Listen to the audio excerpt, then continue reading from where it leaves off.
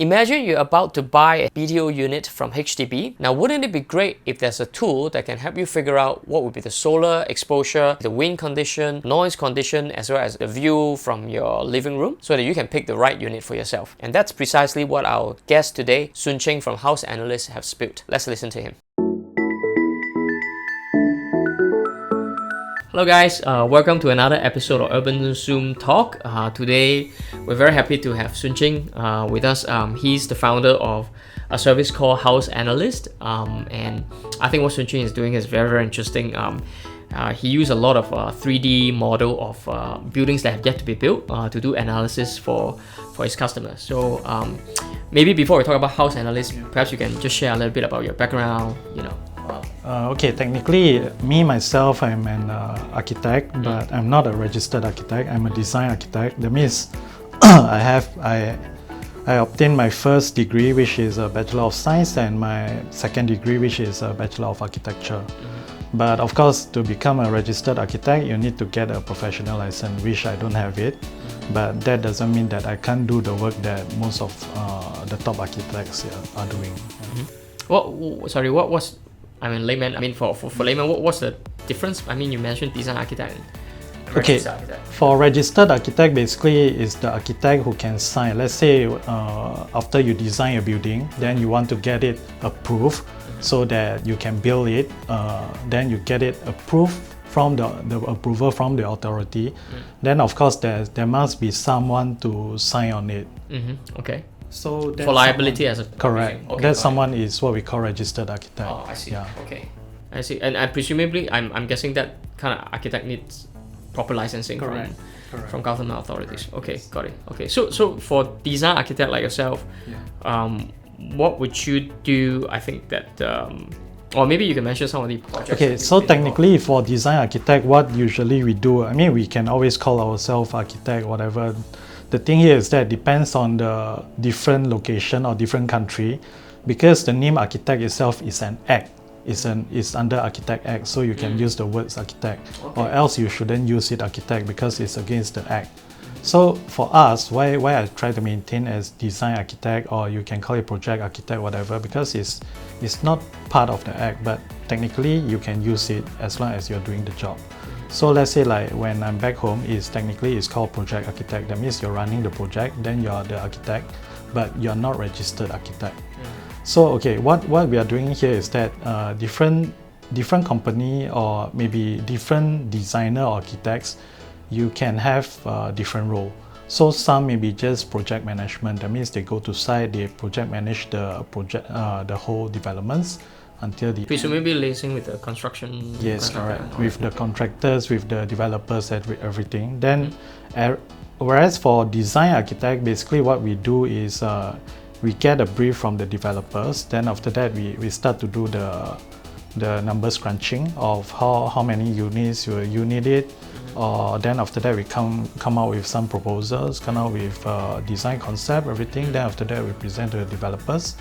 Then after that, we get their okay. Then before we proceed to the development stage. Got it. Okay, cool. Sorry, we kind of went straight to this register versus non-register thing.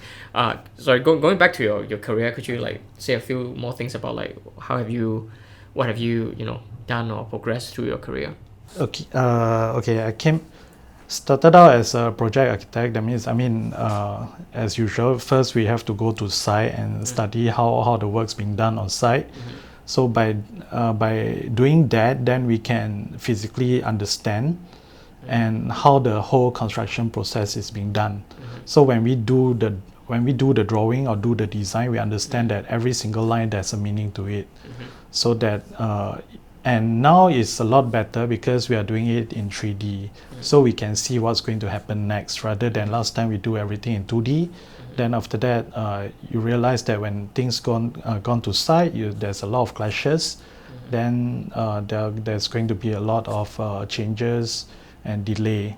So now by having 3D and now what we call BIM, Building Information Modeling, a lot of those processes have been reduced and have been cut short, and you can get the accuracy. Okay, so back to where I'm from, for the first few years, basically I was with Sabana, and that was last time before Sabana and Jurong merged. So I was with Sabana for almost 4 or 5 years. When I was hired, I was mainly they want me to do design projects for China developments. I mean those developments in China which are invested by the GLC. Then from there on, I was headhunted over to CPG, which is also previously your public work department. So with CPG, initially I was doing all the same thing, the residential project for China. Then somehow there was a slowdown in China. Then I requested to be transferred to the healthcare team, which is the one who did the Khoo Teck Puat Hospital and the Ng Teng Fong Hospital. But for my side, is mainly to do the design, the healthcare design work in China. So what I managed is we did won a lot of hospitals project in China, mainly in Shanghai, then even the Guangzhou, which is 1,002 beds of 3A hospital. Is a CDC, Center of Infectious Disease, in Datansha, Guangzhou. Then after that, we also did some nursing home things. And then I was given a task to lead a team if I want to lead, to do nursing home business or elderly care business in China. First is because of my background in healthcare and as well as residential. So the management thought that by merging these two together, I'm more capable to bring in new business venture for them. But of course, in between, I decided that maybe I want to venture out and do something else. So okay, then that was 2015 after I left CPG, then set up HausAnalyst. But prior to that, back in 2010, while I was with Sabana, there was one time that we were tasked to do a local project, which I did the Punggol Topaz. Then during that, What's that? Punggol Topaz is a BTO project in Punggol, and is 1,010 units BTO project. Then during that time, So the client is HDB lah, basically. correct. So during that time, I was thinking, how can I understand, or how is there a way to understand what is the end users need? That means the homeowners, because rather than taking maybe just some guidelines from my superior and come out with some designs, then after that we just get approval from HDB. I'm keen to know how the end users would use the space, or whether it's usable or not to them. So from there on, after we finished the design, then the HDB was quite happy with the outcome, with the layout, everything. And of course the sales was good, and because it's a very rare point block that I have in this development. Okay, then after that I realized that maybe I want to connect to the homeowners themselves. So after that, I saw that as usual, Channel News Asia will publish some new launches. Then just happened during that time, I quickly set up my own blog. It's a blogger. Then after that, I just post it on the link in the Channel News Asia link. I say, hey, I'm the designer of this project. And if you're keen to know or you want to understand more about this project, you can always come to my blog and you can ask questions for free. So that was what I did for most of the Sorry, times. which year was this? That was back in 2010. 2010. Yes. Okay, got it. So since 2010 until now, the blogger site is still there, and the traffic has more than million over. And during the first few years, I was mainly doing it for free because partially I want to connect to the homeowners. And during that time, I think it's good in the sense that I get to know the homeowners themselves, and they also appreciate what I've been doing. And you can find some satisfaction in what you are doing during that time, rather than you just help other people to create wealth. Yeah. So I suppose that that blog post from the very beginning out, that the blog was already a house analyst. Correct. Not yet. Okay, cool. It's called raremerchandise.blogspot.com, and it's still around.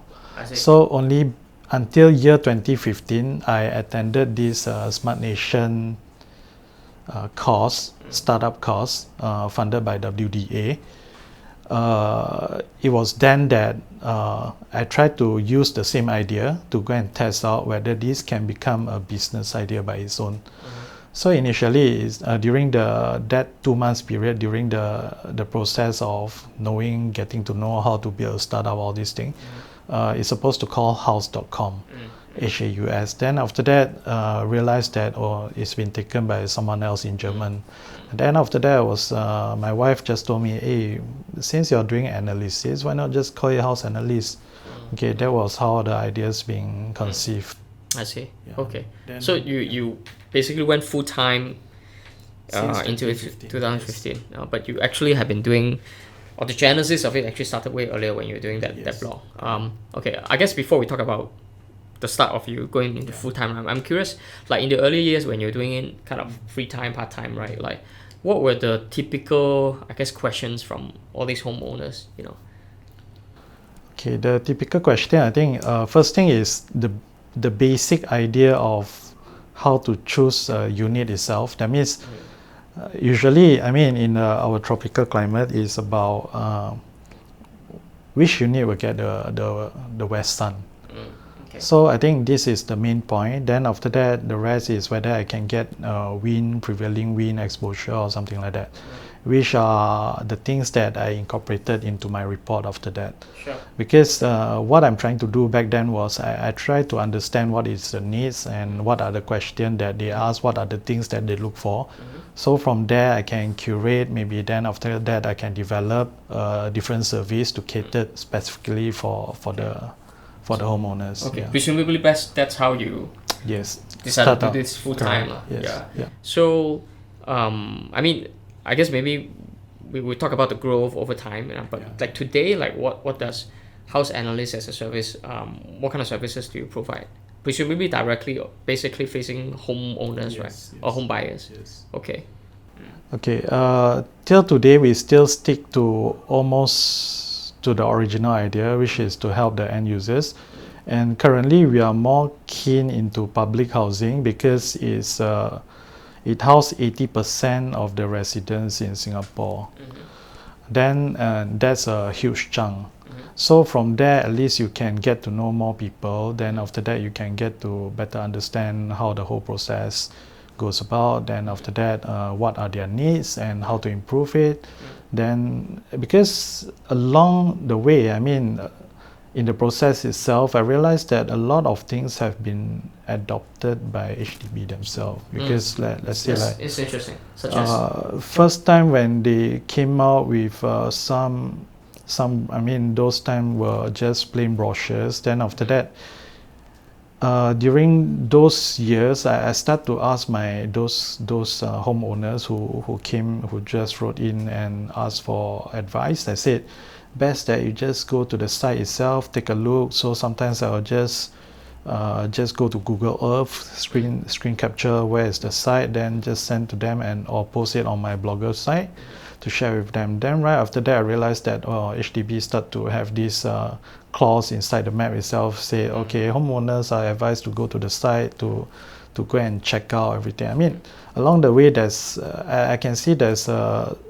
improvement. I mean, may or may not come from me, but the thing here is that yes, it is getting better. So I suppose those homeowners somehow that engage me, or maybe they wrote to me, ask for advice, they also at the same time bring the feedback to the developer themselves. Yeah. Okay. I mean, which is good, which is what I think is the way to go forward. Sure. Okay.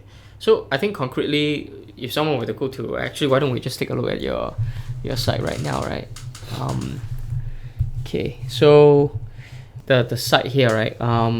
So it says here February 2020 BTO. So if someone were to click on it, I suppose they go to this. Okay, let's say this November 2019, like Plantation Village. So I see. Okay, so I think this model, I mean, this GIF thing, and then it's saying, okay, actually, what really got my attention the first time I went to your site was this like really detailed, I guess, 3D model. Yeah. Can you say a little bit about like how this is done, or like what kind of effort do you have to go into, or how is this being created? Okay, how this whole idea has been conceived is basically back to the original idea that was about since 2010. When I first started, you can see that the model is just in a simple block form. The whole idea is just to make the homeowner understand that what your understanding of where sun is technically is not fully correct, because technically our Earth is tilted at 23.5 degree. Then after that it orbit the sun, but it rotates on its axis itself. So that's why it doesn't mean that if you face west, then you just get west sun. If you face north, then you don't get west sun. No, it's not. That's not the case. So the only thing is that you still get west sun. It's only the amount and the time, or how many months that you get it. Okay. Then from the basic model itself, in the initial years, it's more about how to tell the homeowners this is what happened in the real world. But of course, I cannot spend too much time to build the model because I need something very fast. So that's why in the earlier years, or if the homeowners or the viewers can visit my raremerchandiseblogspot.com, you can see some of the older posts. You can see the model itself is a very simple block form. But then again, literally just a simple block. Correct. Okay. With so it's more unit. like a messing kind Correct. of. It's a messing. Yes. Okay, Roger. So, but even with that, I did have a lot of feedback, which most of the homeowners already move into their units. They start to comment. They say, hey, whatever I said is literally what they are getting now. I mean, that is what helped me and also spur me to go on deeper into this. Then when it comes to recent years, then I realized that because I've been doing 3D modeling myself since 2007, and most of these stuff are self-taught. So even the 2D, the CAD drafting, 3D modeling, everything is almost all self-taught, even the Photoshop, everything. So you can see that whatever you can see here is all done by me. So like this one, right? I mean, like this particular, it looks, I mean, from here, it looks very detailed. Like, can you describe a little bit about like today, the latest model that you built, what kind of level of accuracy are you going into? I mean, for the model that I built today, technically you can go into every single unit itself, and you can just walk through the whole unit itself as if you are walking inside an already built unit. Let's say like the unit currently is not built, because what you see here is only the model in HDB, but I can bring you virtually in VR into my model, where you can experience for yourself the space, the width, the height, everything. So it's as so even if, the height information is going to be... It's as if you're in the real thing itself. But the difference here is that you get to know all these 4 years in advance.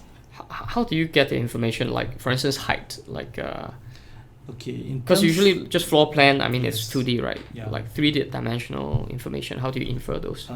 Okay, like what I told you previously, I did one project before back in 2010. So from there on, I have almost the whole idea of how the whole thing being conceived, because I work on it. Technically, I was alone doing 2 pre-scene, because during that time, usually one guy maybe just do 1 pre-scene, or 2 guys doing 1 pre-scene, but I myself doing 2 pre-scenes. So I was more hands-on. I just built the whole model myself, so I get to know more things. So from there on, I realized that okay, a lot of things can be duplicate, because the whole idea of building this model is you need to plan your work, because if you plan it from the very beginning, then the downstream you can do a lot of changes, you can multiply it easily. So there's a lot of thinking behind this modeling work. It's not just about building the model and that's it, because every single click that I did, it can automatically change maybe 10, 20 or 30 or 50 units at one go. Got it. I see. I see. Yeah. Okay. So I mean, like what you say just now, to what kind of details that I've been building this model, because a while ago I've been experimenting with VR. That means I bring the homeowners into the unit itself, because let's say like there's this development in Tampines called the Green Gem. Then because it was next to the poly, then after that most of them, they say, hey, they want to look at the lake. Then after that, okay, I just bring them into the unit itself, and you see whether you can see the lake or not. And even if you see the lake, and how big or how clear can you see the lake itself. Okay, I have a question. So for that particular one, right, you are saying, it seems to me that what you created is a very accurate, say, replica of what would be built, Correct, right, to scale essentially. And presumably, if you do VR, or like even on a laptop, you put the fella point of view from let's say the balcony or the window. You look at what you see, right? So while you clearly have spent a lot of effort to do a very accurate replica of the project, but how about looking outside? For instance, you mentioned, like, I presume that, I think that one is Bedok Reservoir, right? If you look out. So how do you know? Like, because you are doing the project, right? Okay, technically, after I built this project, I need to superimpose it onto Google Earth itself. So there was few ways of doing it. Last time I used to do it in a simpler way, which is just a block form. Then after that, I can just put inside the Google Earth. Then after that. But the thing here is that once you put inside the Google Earth, you cannot go into the specific unit itself to look out. So from that, what I did was, why not I do it the other way around? That means I bring in the Google Earth into the software itself. That means I need to capture the whole map at the wider range. Then after that, I just import inside the software. Then I superimpose my model on top of it. That's right. So that is where you can look out and see the actual view. How accurate is that, in general? How accurate technically is almost more than 90%, I must say. Okay. Yeah, I see. Because in terms of the scale, everything is correct. I see. So this Google Earth, again, for those of you not familiar with Google Earth, right? Like, what does Google Earth give you that helps with this whole visualization process?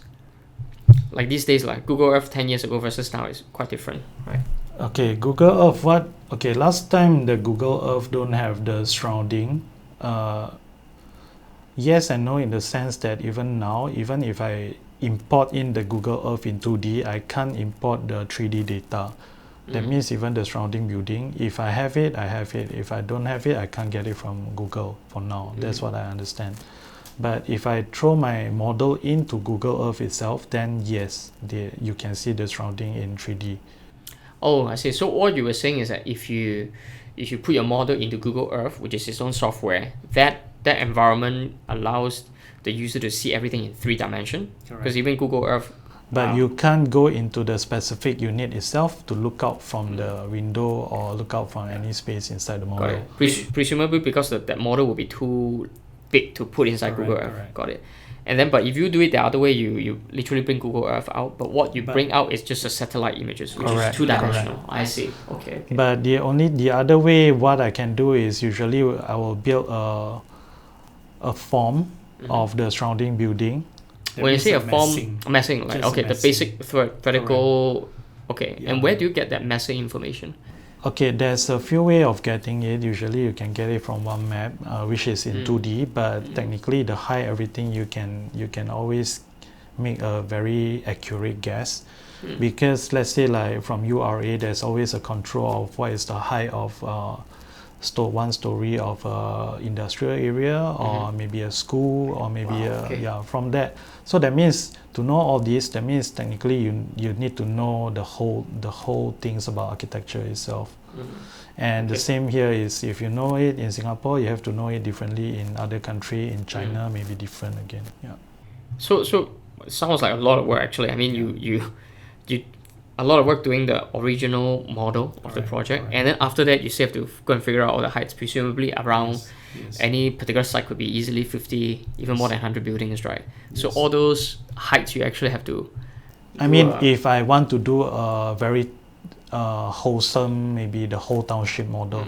But currently what I'm doing is very development specific. That means just zoom into that development, and unless it's going to affect the west sun or maybe the shading, then I'll include, or maybe the view, then I'll include, or else I don't think I should include it because it doesn't affect the analysis of the developments that I'm working on. Got it. I see. And I mean, I can see from your side, obviously this is a service you provide, you know, there's price to it. And so it says here you have essentially some kind of report, right? Yeah, analysis report. And you cover things like sun exposure, wind exposure, viewing angle, you know, couple of $100 or, you know, $300 to $500. I'm curious, like, you know, at this price point, it seems that there are people who clearly, you know, want this service, you know, pay this amount of money for the analysis. Since when I first introduced this, that was back in 2015, I was playing around with the price point. So I started with a simple package of maybe $50, $100 and $150. So when I the first $50, but the analysis you do, is it still the same? It's not the same, because currently what I have now is almost the 4th generation within this 5 years period. So the first generation is that I just try to, I mean, like all the startup, you have to test out the idea, you have to know what they want and what are they the homeowners willing to pay for.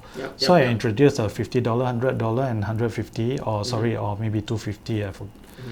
So the $50 is that I just give you all the point, the score point of each stack or whatever. Then after that, you don't have to ask me questions. So you just based on that, you take it and that's it. So if you pay me $100, I'll answer some of your question, and if you pay me $250, then I can answer all your question. Then I can prepare a report, everything for you.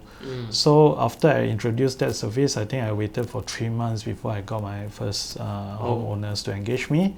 And I think proud to say that recently, before Christmas last year, she moved in, and I was asking her, hey, so how is it? So she said it's a lot better than what she expect. And because even now she get almost like a private garden in front of her unit. And in terms of wind, everything is almost exactly what I have analyzed it for her. Even for wind. Yeah. So that's why I have a lot of return client, not the client per se. That means they introduce their siblings. They introduce their relative, and after that, their friends, family. I mean, but clearly you have upped the price. I guess the price. Currently we have 2 packages, 2 different package. One is the $350 package, then the other one is a $500 package. And for just happened during this COVID-19 period, last few days we were thinking maybe we just reduce the price. So currently, if you were to engage us to do the latest analysis for this February, just recent February 2020 development in Toa Payoh, which is the Kim Kiat Rippers and Toa Payoh Ridge. If you go for our standard package, which is the most popular package, previously was $350, now we are offering it at $280. And if you go for our premium package, which is the absolute $500, now we are offering it at $350 only. And why is it so? Because first thing, we try to introduce a pricing try to enhance our pricing component.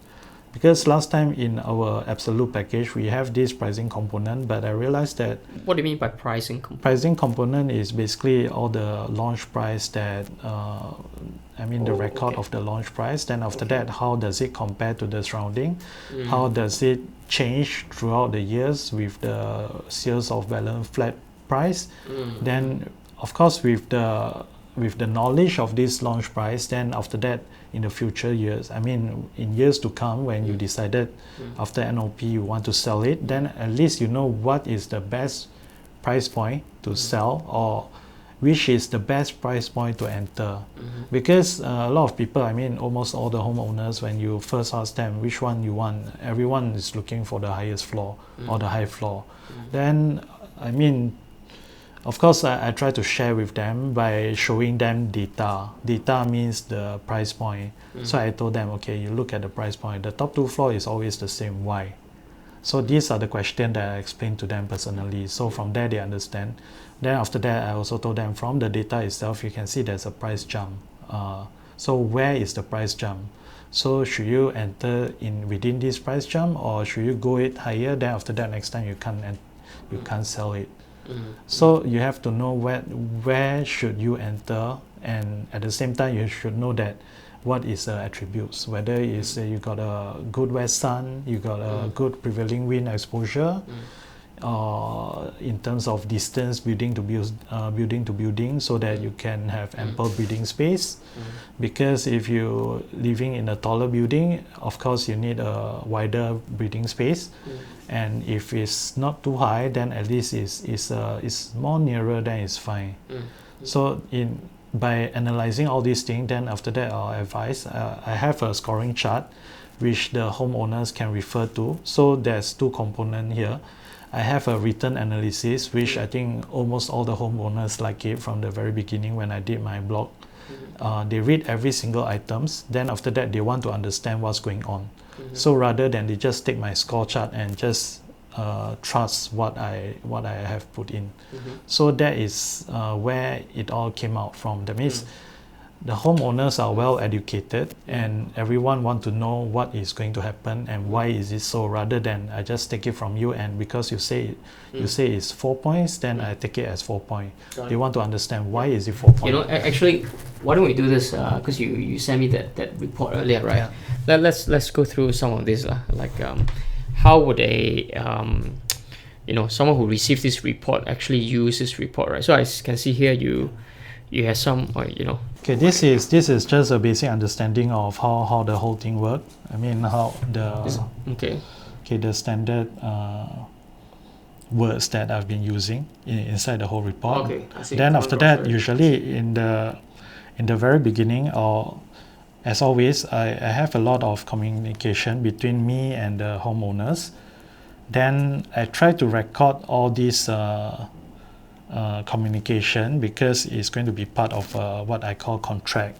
So that means next time if there's any dispute, we can always come back, and there's this common understanding that I'm going to give you this, you understand, and how we're going to go about this.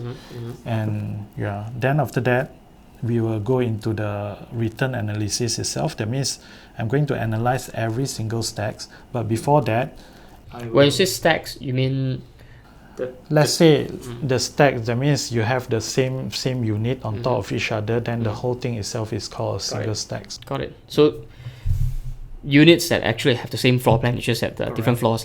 Okay, got it. Okay, so basically this is my 3rd generation report. So recently I've just updated to my 4th generation report. So usually before I enter my written analysis, I'll have some common just to share with the homeowners what is it about. Let's say like in terms of the sun and the sun orientation, then after that the unit orientation, then after that the wind, the prevailing wind, then after that the distance between buildings and those kind of things. Then after that I'll enter into the written analysis proper, which I'll just go through every single stacks. So last time during the first stack, I saw something where you. So okay, this is the entire site, right? There's a lot of blocks here. Okay. So let's say like this is block 631A. Then after that you got stacks 1119. So that means. So 119 units. No, the number of the stacks. Oh, number of stacks. Yeah. Okay. Sorry, the unit number. That means got it. Unit like, got it. I see. So you're giving a comment number. About. Yeah. Okay. So generally what I'm trying to do here is that I will create some general understanding of the stack itself. Then after that, the homeowners will try to understand all this.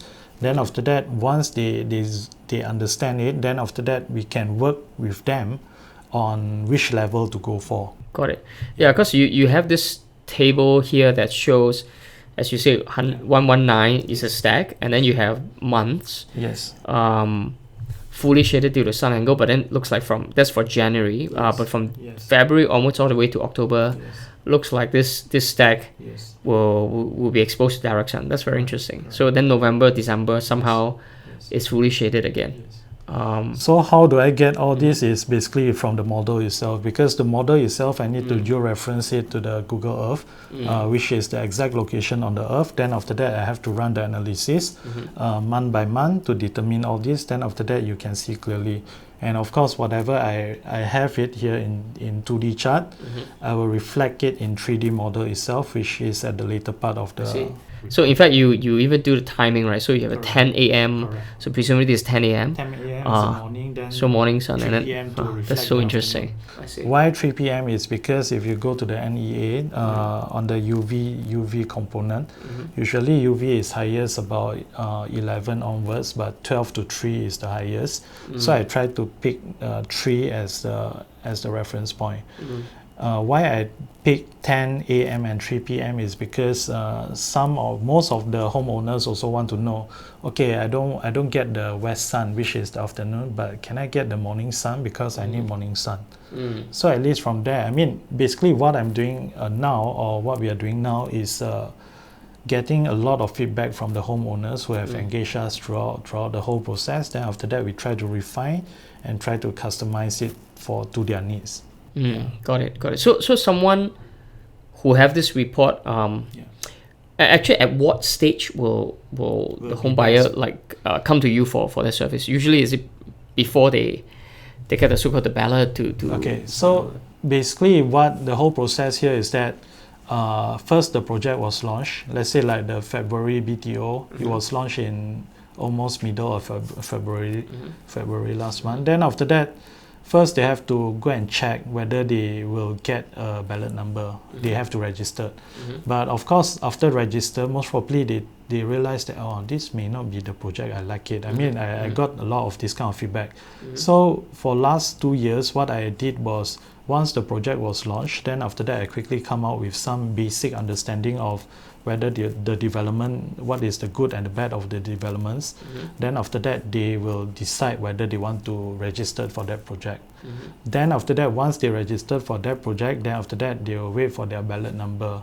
Once they get the ballot number, then usually they write to me immediately, and they ask me, hey, whether how much is this package and which one should I go for. So using that report, they will then decide, okay, when it's their turn, ballot's turn, then that's what. So in terms of whether their turn, they'll get it, technically I'll follow through until they get the unit itself. So how do I do that?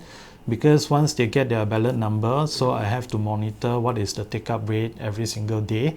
Then after that, I have to know. Then after that, I have to just omit those units being taken. But of course, until today, from the day that they engage me until the day that they select their units is almost accurate. That means whatever that we shortlisted about a few weeks before that is what they eventually will get it.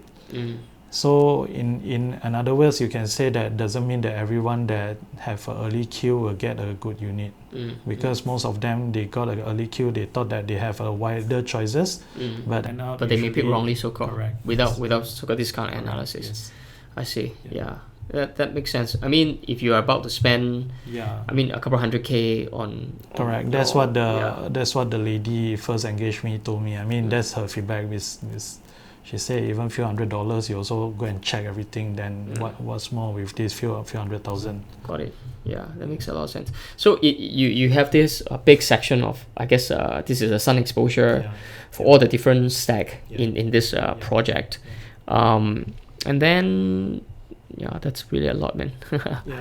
So that's why last time depends on the project. Like this project is a huge development. Then there's 30 over or 40 over stacks. So I analyze almost all the stacks. Then I realized that customers' feedback, the homeowners' feedback is that there's too much info for me to digest. So that's why I came out with a 4th generation pricing where, okay, I just give you the 50% or 75%, which one you want. Because if I know where your queue number is, if you are the first quarter, second quarter, third quarter, then roughly I know what kind of unit you will get. Then from there, I can give you the specific amount of information for you to digest.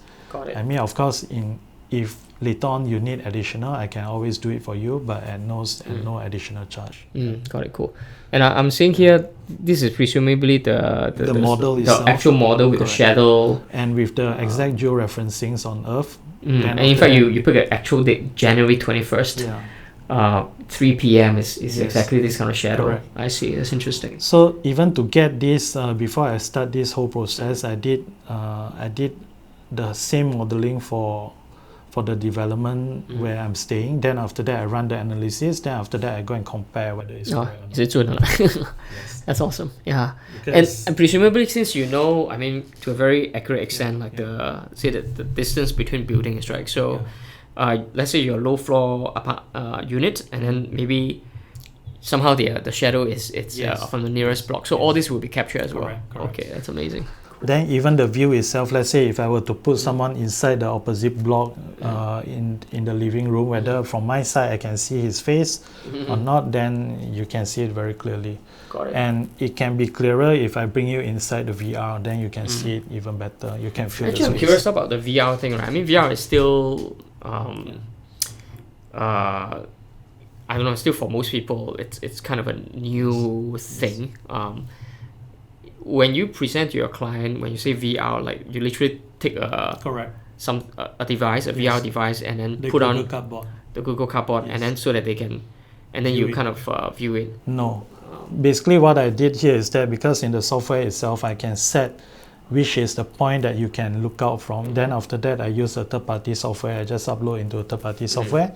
Then after that I just load into my smartphone. Then after that I put my smartphone into the Google And then you Cardboard. let them try on. Correct. Yeah. So it's like, okay, Mr. Tan, now you're in your living room. Correct. Then he can look around. Oh, so this is my living room. Yes. Okay, you wait. Now I bring you to the balcony. Then you balcony. Then you look around again. Correct. I see. That's cool. What's the feedback actually from your customers about that particular type of VR way of experiencing? Okay, I think almost all of them like it. They think this is a lot better than what they expected.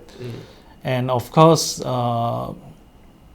whether it can be used in the future, I'm not sure, because we've been trying to explore to use this technology into their ID as well. Because after they choose the unit, basically they're going to do their interior design, all these things. So we are also thinking of developing apps where they can play around with the ID arrangement, everything. Then after that they can view it instantly in VR. So that means whatever you see is whatever you get. You can just change the material, everything. Then after that it can reflect in the price, in the per square feet price or the material price. That you can control what is the budget that you're going to spend eventually. So we already have a prototype of that a few years ago, but we were thinking, should we develop it further? Because first thing, we want to look for fund first to do this. Then the second thing is that because they're bound to be a lot of feedback loop. That means to change it, to get the feedback, everything. Yeah. So it's going to be a lot of work in between. Yeah, actually, in fact, I was going to ask, right? Yeah. On paper, it seems to me that a lot of the things that you're doing for your customers, be it the sun analysis, the stack analysis, even the VR experience. In theory, a lot of this it can be a totally DIY, Correct. The service and the experience can be delivered electronically. Correct. In theory. Correct. But I was just gonna ask, like in real life, actually, do people, yes, will some auntie and uncle will still say, hey, I know you can do the VR, but I want you to put it up for me, so that and then guide me so that you have this, like you said, the back and forth. Yes. Like how your gut feel, like how in your gut feel, do you think how much of that, whatever you're offering now, like if you force everyone to be electronic, would that fly? Do you think most of your customers will actually, will they adopt it? Will they adopt it, or you think most of it actually still require a lot of hand, so-called even like this VR? I think how I come to know about this is also from my client. So basically, my wife got the Google Cardboard from some function she attended. Then after that, it was lying there in our house for a few months. Then after that, I got this client. He said, hey, I have this VR gear. since you got the model, you send the model to me, can I view it in the Google, in the VR gear as well? Then after that, I start to scratch it and start to look out for answers and how to view it and how to use it. Then after that, I was amazed myself. Then after that, I realized, okay, this can be a very good idea. So that's why what I told you initially is that the products that I created, there's a lot of feedback loop. Then after that, there's a lot of enhancement. It's almost 90% due to customers' feedback. I mean, the homeowners' feedback, how they want to use it.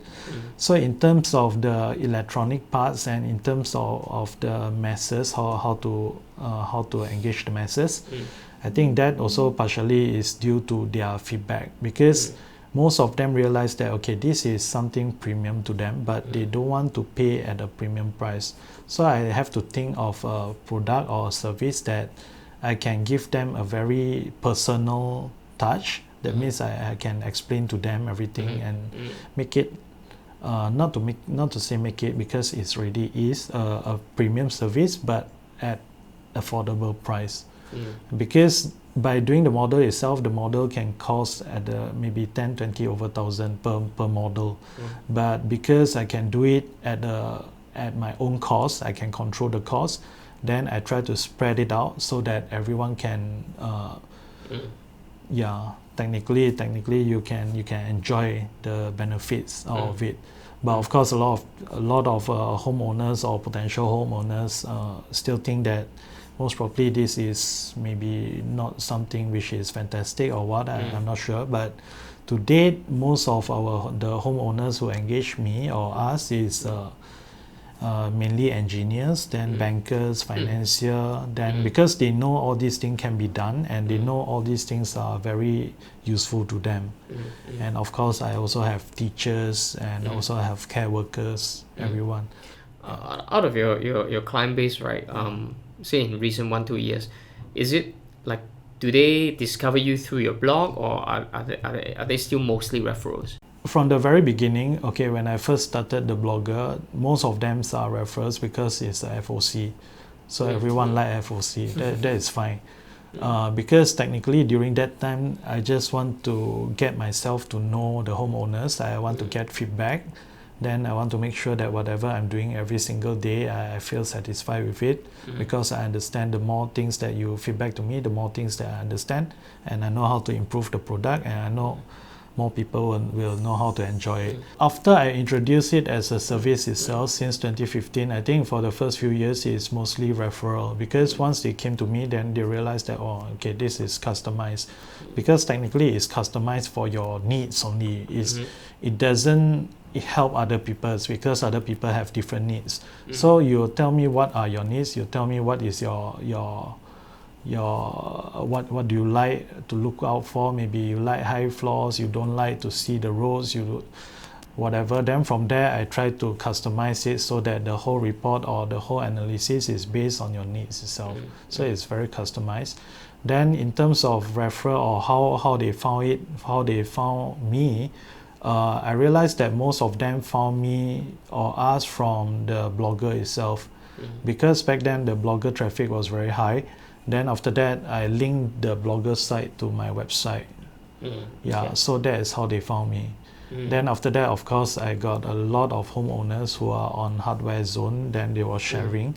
They were sharing about my service also. I mean, I never dwell into Hardware Zone itself, but they told me directly that they get to know me from Hardware Zone or get to know about our service. Then there's a lot of hardcore users in Hardware Zone that came to us. Okay, that's cool. That's very cool. So I mean, going forward, like, do you have any plans in terms of like new features that you love to build over time? Okay, currently there's a few thoughts into it, because been working with this lady. She's an AI lecturer, so we're thinking of exploring some AI aspect to this whole analysis itself. Because a few years back when I show her what I'm doing, and she was very excited. She was impressed, and she said this can spawn into a lot of possibilities, which I agree with her, because eventually this thing can also become, I mean, whatever model that I have today can eventually become a part of the resale market. Let's say like today you go to some of those property website where selling all your units, and technically you just need to snap photo, then you post on it. So yes, everyone know how to do that. But what if next time, if I have the whole model of whole Singapore, then all you need to do is that you just let me know which unit that you want to sell.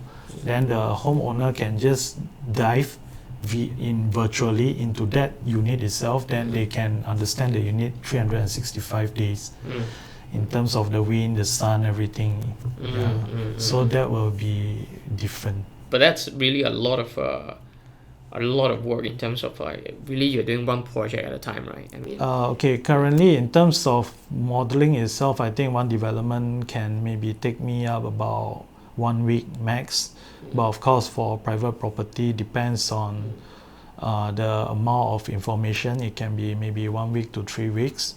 So with that kind of speed, currently in our archive, we already have more than 50 over or almost 100 developments. So with this, let's say like the Tampines North development, I already have the Tampines Verge, the Green Verge, with next door the Green Court, then after that the Green Vine, Green Dews, Green Foliage. So technically it's almost like cover off the whole new entire developments.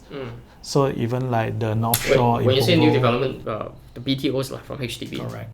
I mean, of course, once there's a private developments come in, I can always build up and just plug in. So technically, that's what I did for the Tampines site, which I got. One part is a private project, then I just plug in the BTO by the site. Then after that, you can see it instantly. Got it. I see. Yeah. That's very interesting. Yeah. Do you?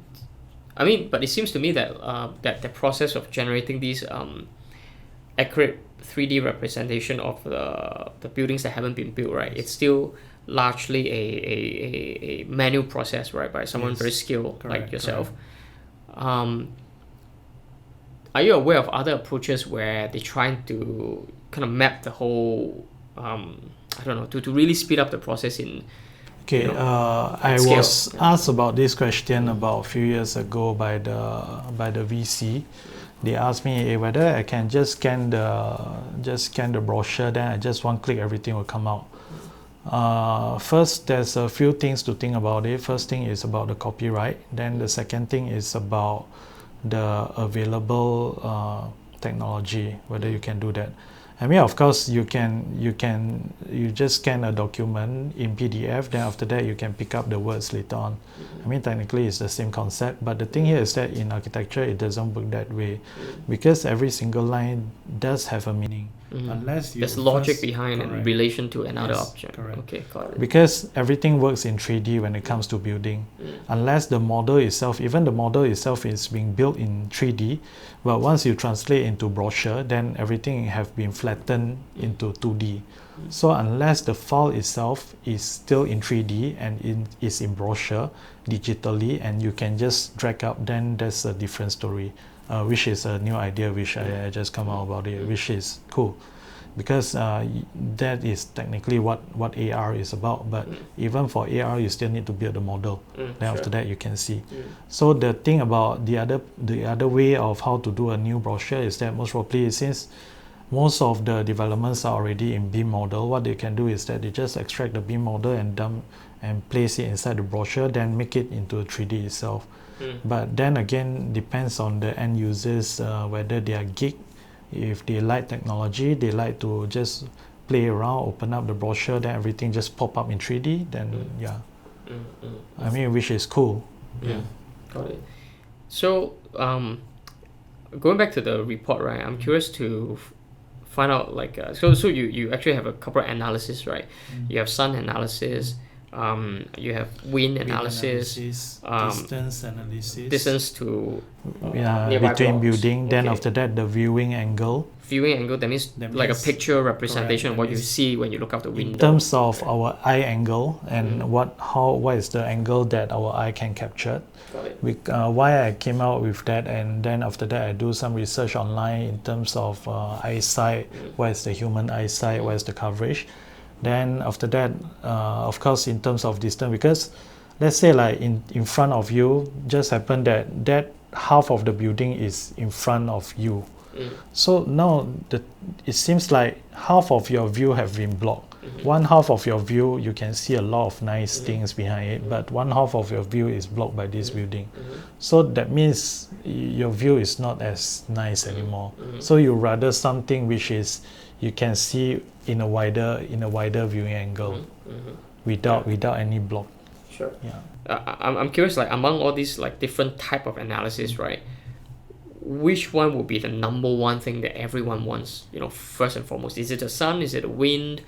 Is it the viewing thing? Okay, the sun and the wind is definitely the first and second. Okay.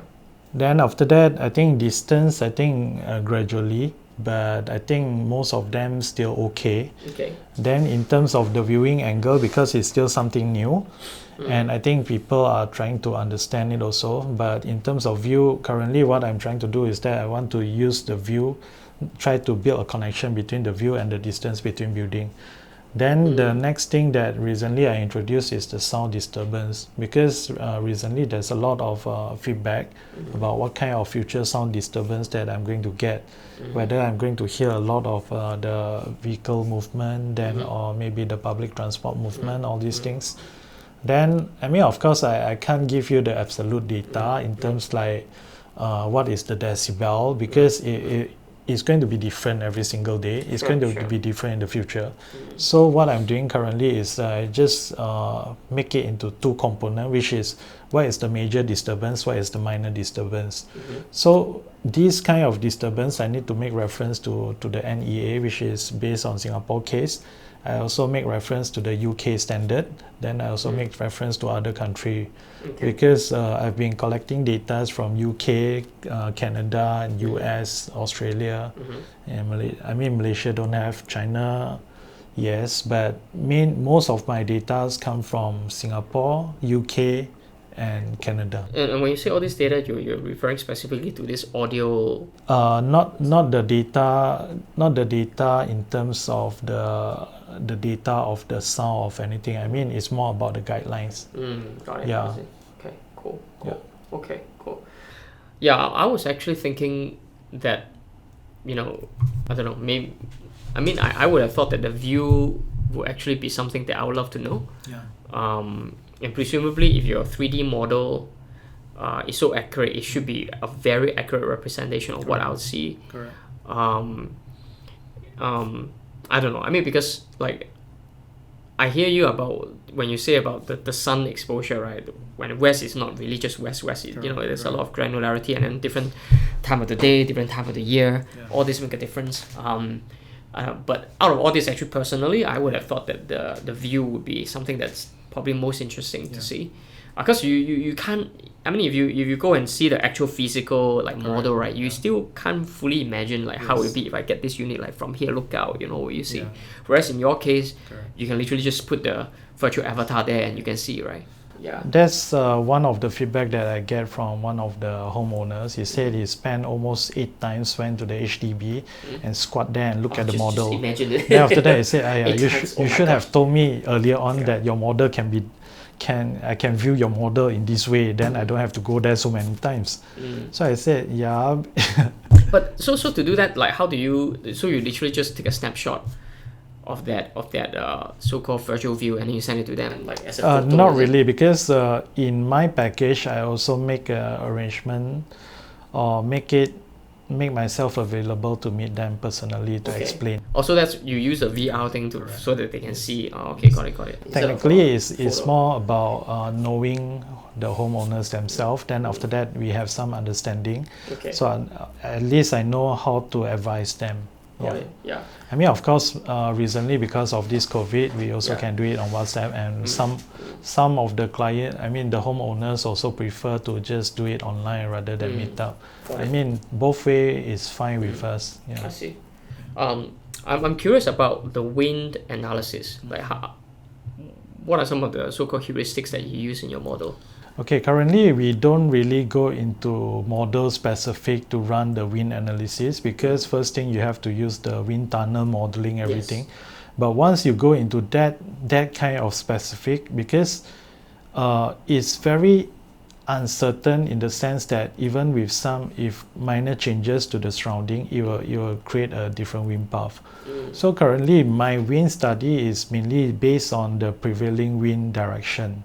So the prevailing wind direction data is mainly based on the data recorded by NEA since 2014 until 2017, which was made available online for the last few years. Then after that, I collect all this data. Then after that, so those data from NEA, like, is it specific to a specific location? Okay, because they base it in Changi. Technically, Singapore is not very big, so they base it in Changi because there's not many buildings around, so you can get a more accurate. So you infer that for whole Singapore. Correct. But different time of the year, different time of the So from there, I recorded. Let's say like 1 year you got 365. You just multiply by 4, 5, 6, 7, multiply by 4. Then after that, you get about 1,000 over days. Then after that, so what is the chances of that wind happen? Then I get the higher chance of that wind happen. Then I mean, technically, you even without that, you already know. But with that, is technically scientifically proven. So that wind data would have like direction and wind knot and things like that. Wind knot, I don't think I should put in because it may change. But the wind direction, it won't change that much. Got it. I mean, of course, you may ask, okay, let's say there's a building in front of me, then does it mean that the wind direction will change? Okay, so technically, if the wider aspect of the wind flow is from northeast, even though if you have a lot of building in front, somehow the wind will still come back to northeast because it will just go through all this tunnel or all this whatever. Then when it comes to a wider space like the road itself or the open space, it will still come back to the same direction. Got it. Yeah. I see. Yeah. Okay. Cool. Yeah. Yeah. Very cool. I mean, I think that's what you're offering is a very, very unique service. So I guess we'll probably wrap it up. But I think for all you guys watching, if you are someone looking to buy, especially thinking of buying a BTO, I think Sun Ching here has developed a very, very interesting product to help you make a better decision, to decide which particular unit to buy. I think this kind of analysis, really, in my view, more people should know about and use your service to make a better decision. Okay, thank you so much for showing up, and we will see you in the next one.